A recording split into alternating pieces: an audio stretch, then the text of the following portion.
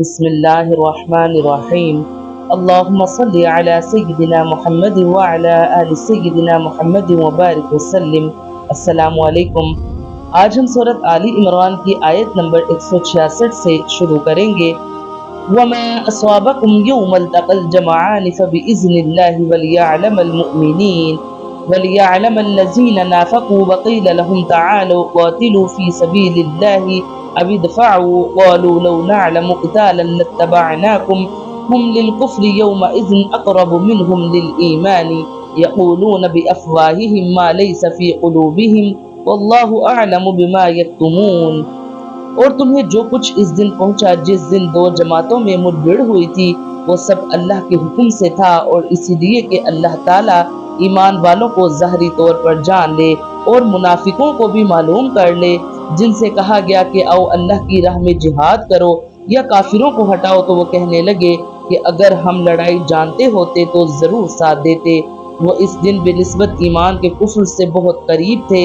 اپنے منہ سے وہ باتیں بتاتے ہیں جو ان کے دلوں میں نہیں، اور اللہ تعالیٰ خوب جانتا ہے جسے وہ چھپاتے ہیں۔ یعنی جنگ احد میں تمہیں جس نقصان کا سامنا کرنا پڑا وہ اللہ تعالیٰ کے حکم اور اس کی مشیت سے تھا، اور اس میں حکمت یہ تھی کہ اہل ایمان اور اہل نفاق کے درمیان تمیز ہو جائے۔ جب منافقین کو شرکت کی دعوت دی گئی تو انہوں نے جواب دیا کہ اپنے سے 4 گنا مسلح اور ہر ساز و سامان سے لیس لشکر کے ساتھ کھلے میدان میں نکل کر ٹکر لینا لڑائی نہیں بلکہ خودکشی ہے۔ ہم جنگ میں تو تمہارا ساتھ دینے کے لیے آمادہ ہیں، لیکن جان بوجھ کر اپنے آپ کو ہلاکت کے گڑھے میں گرانے کے لیے تیار نہیں۔ مسلمانوں کے ساتھ جنگ میں شرکت سے پہلو تہو کی اصل وجہ ان کا نفاق تھا جسے وہ اپنے دل میں چھپائے ہوئے تھے، دوسری باتیں تو ملمہ سازی کے لیے تھی۔ الذین قالوا لإخوانهم وقعدوا لو أطاعونا ما قتلوا قل فادرءوا عن أنفسكم الموت إن كنتم صادقين ولا تحسبن الذين قتلوا في سبيل الله أمواتا بل أحياء عند ربهم يرزقون۔ یہ وہ لوگ ہیں جو خود بھی بیٹھے رہے اور اپنے بھائیوں کی بابت کہا کہ اگر وہ بھی ہماری بات مان لیتے تو قتل نہ کیے جاتے۔ کہہ دیجئے کہ اگر تم سچے ہو تو اپنی جانوں سے موت کو ہٹا دو۔ جو لوگ اللہ کی راہ میں شہید کیے گئے ہیں ان کو ہرگز مردہ نہ سمجھیں، بلکہ وہ زندہ ہیں، اپنے رب کے پاس روزیاں دیے جاتے ہیں۔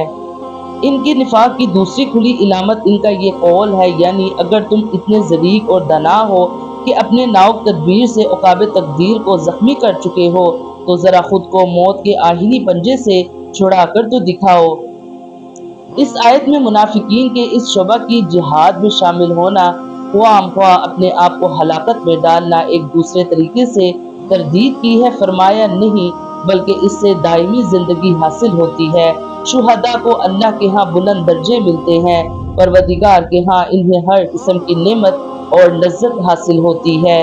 یہ زندگی حقیقی زندگی ہے مگر دنیا والی زندگی نہیں، بلکہ یہ اللہ تعالیٰ کے پاس ہے جو تمہاری نگاہ سے اوجھل ہے، جسے برزخ کہتے ہیں اور جو تمہاری سمجھ میں نہیں آ سکتی۔ فرمایا وَلَٰكِن لَا تَشْعُرُونَ، اور لیکن تم اس زندگی کو نہیں سمجھتے۔ عبداللہ بن مسعود فرماتے ہیں کہ ہم نے رسول اللہ صلی اللہ علیہ وآلہ وسلم سے اس آیت کریمہ کے متعلق پوچھا تو آپ صلی اللہ علیہ وآلہ وسلم نے فرمایا ان شہداء کی روحیں سبز رنگ کے پرندوں کے قلب میں ہوتی ہیں اور ان کے لیے عرش الہی کے ساتھ قندیلیں معلق ہوتی ہیں، وہ جنت میں جہاں سے چاہتی ہیں کھاتی پیتی ہیں، پھر عرش کے نیچے لٹکی ہوئی ان قندیلوں میں آ کر رہتی ہیں۔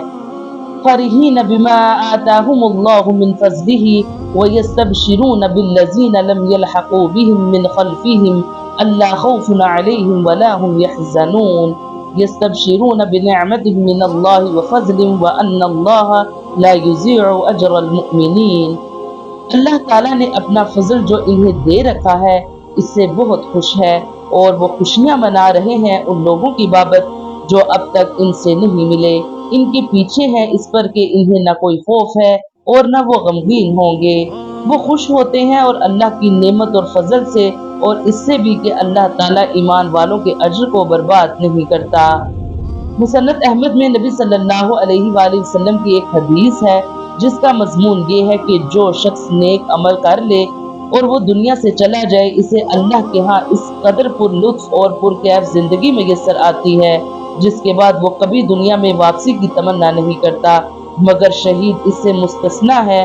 وہ تمنا کرتا ہے کہ پھر دنیا میں بھیجا جائے اور پھر اس لذت، اس سرور اور اس نشے سے لطف و اندوز ہو جو راہ خدا میں جان دیتے وقت حاصل ہوا۔ یعنی اپنے جن مسلمان بھائیوں کو جہاد فی سبیل اللہ میں مشغول چھوڑ آئے ہیں، ان کا تصور کر کے خوش ہوتے ہیں کہ ان کو بھی ہماری طرح پر لطف اور بے خوف زندگی حاصل ہوگی۔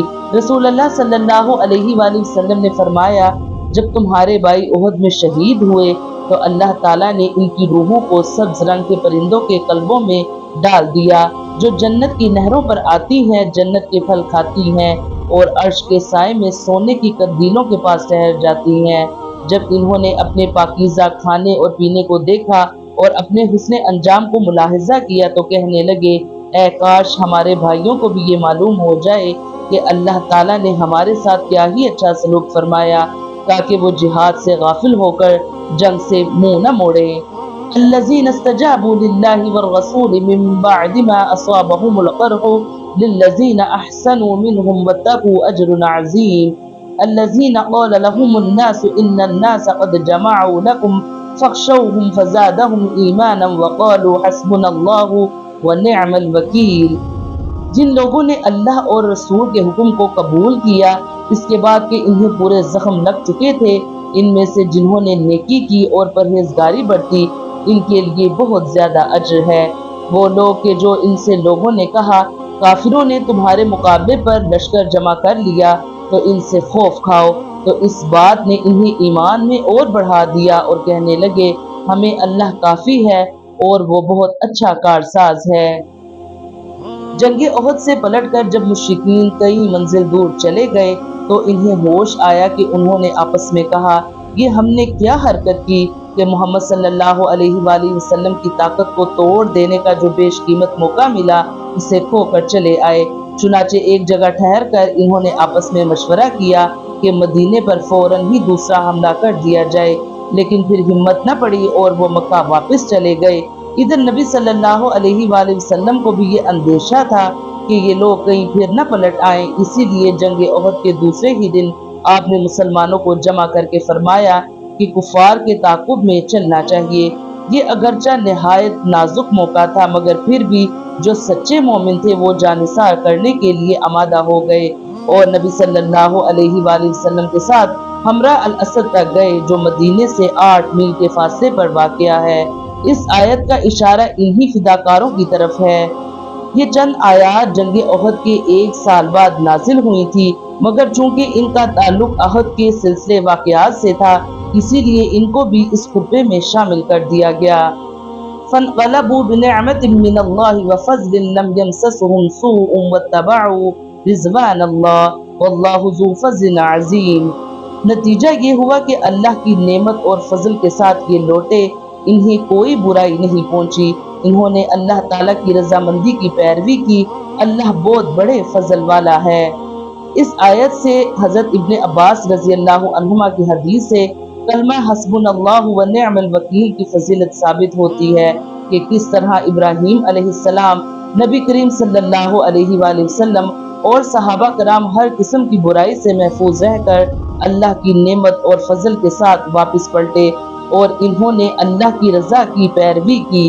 اسی لیے ہر مصیبت کے وقت اس وظیفے کے معنی کا خیال کرتے ہوئے دل اور زبان کو ایک کر کے اسے کثرت سے پڑھنا چاہیے۔ اللہ تعالی ہمیں قرآن پاک پڑھنے کی، اس کو سمجھنے کی اور اس پر عمل کرنے کی توفیق عطا فرمائے، آمین یا رب العالمین۔